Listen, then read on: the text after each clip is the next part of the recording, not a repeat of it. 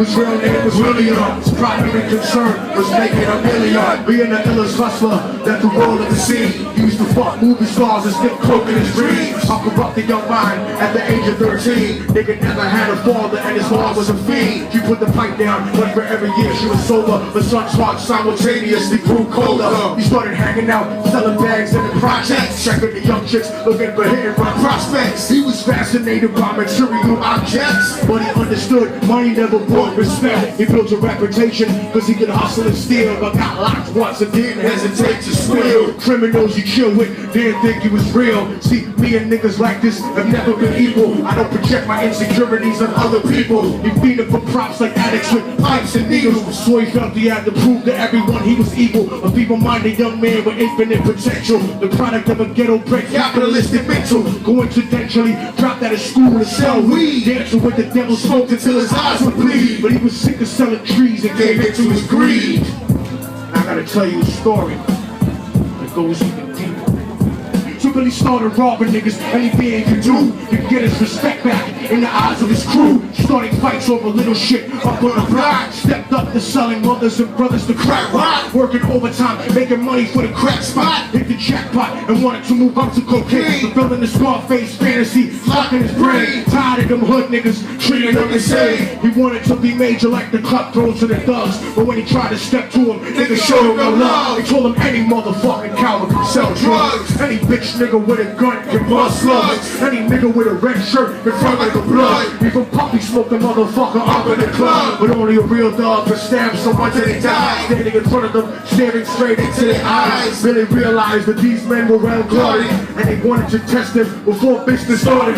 Suggested raping a chick to prove he was cold-hearted. Now he had a choice between going back to his life or making money with men up in his sights. His dreams about cars and ice made him agree. A hardcore nigga is all he ever wanted to be. So he met them Friday night at 2:45. Let's take this ride, fellas. They rolled around the project slow while it was raining, smoking blunts, drinking and joking for entertainment. Till they saw a woman on the street walking alone, 3 in the morning, coming back from work on her way home. So they quietly got out the car and followed her, walking through the projects. The darkness swallowed her. They wrapped the shirt around her head and knocked her onto the floor. This is it, kid. Now you got your chance to be raw. So Billy York the rock and grabbed the chick by the hair and dragged her into a lobby that had nobody there. Struggled hard, but they forced her to go up the stairs. Got to the roof and then held her down at the ground. Yelling, shut the fuck up, stop moving around. Shirt covered her face, but she screamed and clawed. Billy stomped on the bitch till he broke her jaw. The dirty bastards knew exactly what they were doing and kicked her until they cracked her ribs and she stopped moving. Blood leaking through the floor, she cried silently. And then they all proceeded to rape her violently. Billy was made to go first, but each of them took a turn, ripping her up and choking her until her blood burned. A broken trauma moved the guard, but they weren't concerned. When they were done and she was lying, bloody, broken and bruised. One of the niggas pulled out a brand new 22. He told him that she was a witness of what she gone through. And if he killed her, he was guaranteed a spot in the crew. He thought about it for a minute. She was practically dead, so he leaped over and put the gun right to her head. Now I have to finish my story for all of you here tonight. It goes like this.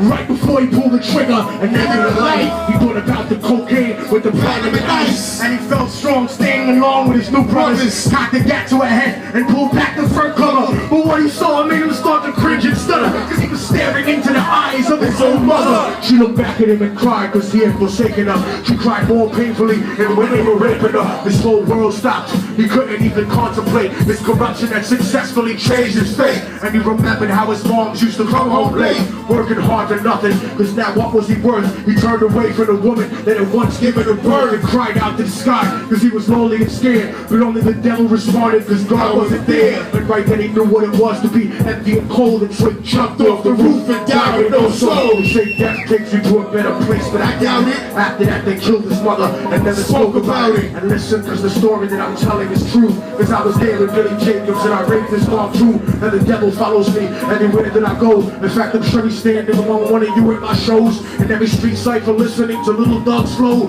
could be standing right next to you and you wouldn't know. The devil grows inside the hearts of the selfish and wicked. White, brown, yellow, and black color is not restricted. You have a self-destructive destiny when you're inflicted, and you'll be one of God's children that fell from the top. there's no diversity because we're burning in a melting pot. So when the devil wants to dance with you, you better say never, because a dance with the devil might dance.